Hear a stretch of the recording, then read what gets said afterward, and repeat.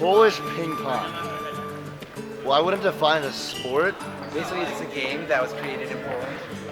That's a better version of ping pong. Yeah. Break down the game? All right, well, I guess you can have, there's no specific number of players you can have. Anyone who wants to play can play.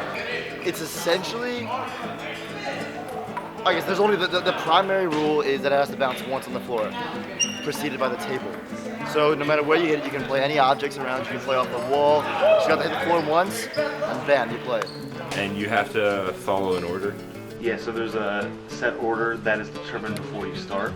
Everyone has a number and you follow that order, and then once the last person goes, the first person is after them. My name is Mr. Hoffman. I taught phys ed at Council Rock High School before it was North and South, and we played this game many, many years ago, and we called it basically Polish table tennis. Polish ping pong is like the best time of my day. After like a long day of school, I fail every single test I take, and I'm really sad.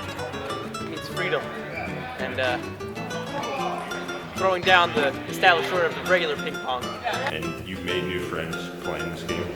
Yeah, definitely. It's a good way to be social after school and get active. Just something I look forward to after school. You know, it helped me get me through like a lot of the crap that I had to go through, like math and physics. Like all of it is so serious, but when I come after school, I'm like hanging out with like a bunch of people.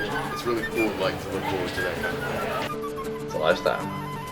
I'd say my favorite part of the game is being able to give it all you have. If the ball happens to go too far to your right and you want to dive for it, you want to lay out, you can give it 100%. You can lay out, you can scrape your knee, scrape your elbow. Everyone will get really excited.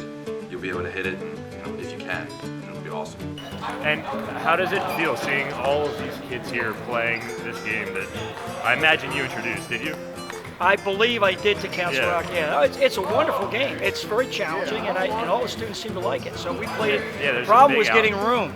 Yeah. You know, when you're playing regular table Yeah. tennis, there's not enough room to go around the table. What is duelo? Duelo, it's kind of a new thing that just started this year. It's when the ball hits the side of the table, a duel starts. The only equitable way of resolving such a conflict is to play 1 point of regular ping pong. But it's more than that. It fuels the rivalry and the passion amongst all the players, all the Polish ping pong players. I guess there was some misconception. People thought duelo was Spanish for duel, but I found out today that it's pain. It doesn't mean pain. What's your favorite play? Favorite play is long ball. It's probably the long ball. Definitely long. When you start to have a rally and it gets really far away from the table, so you just keep hitting it harder and harder and it gets farther away. That's the best part.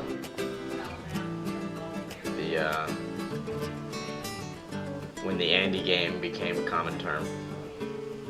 It started out, the ball can only hit the ground once, it has to hit the table, you can only hit the ball once. But then, when Andy Tarasuk joined the game, it took a turn. The rules changed a little bit. We started blowing the balls off the table, we started blocking each other, boxing each other out, and it became a physical game also. It's doing everything off the ball for the other opponent to miss hitting the ball. Your favorite moment that's happened in a game of Polish ping pong? I'd have to say when I was running across the table to get the ball, and I had a casual backhand to get it back on the table, but I wasn't looking at it. Alex Kirshner running for a ball behind him. He doesn't look at the ball. Alex Kirshner's behind the back, one-hand casual shot that went right back on the table. He doesn't react very casually. He just hits it behind his back, puts it on the table like it was nobody's business. You and your brother, you guys, you have a rivalry of Yes, sorts. we do. We have a sibling rivalry. Which one is the better? Oh, me, easily. Yeah, who's better, you or your brother? Definitely me. He talks, but we all know that I'm the better player. I know one of our biggest problems is we don't often have gym time. No. Like the volleyball season's approaching, and during that, it's going to be real tricky to find gym time. Absolutely. So, usually when they're away, like away games, that's when you can get the gym. Yeah. That's when you have to do that. Because I ran intramurals at North and South ever since I started teaching, and we've always had the same problems. Right. In the old days, this gym was intramurals from 2:15 to 3 o'clock. Right. You could not have any varsity practice at all till 3 o'clock. Polish ping pong is a great example of how a few friends one day just decided to stay after school and play. It started with like a handful of people and it grew to like one point we had like 30 people show up one day. If there were more intramurals and after-school sports, would you participate? Yeah, absolutely. I think Polish ping pong is just the tip of the iceberg.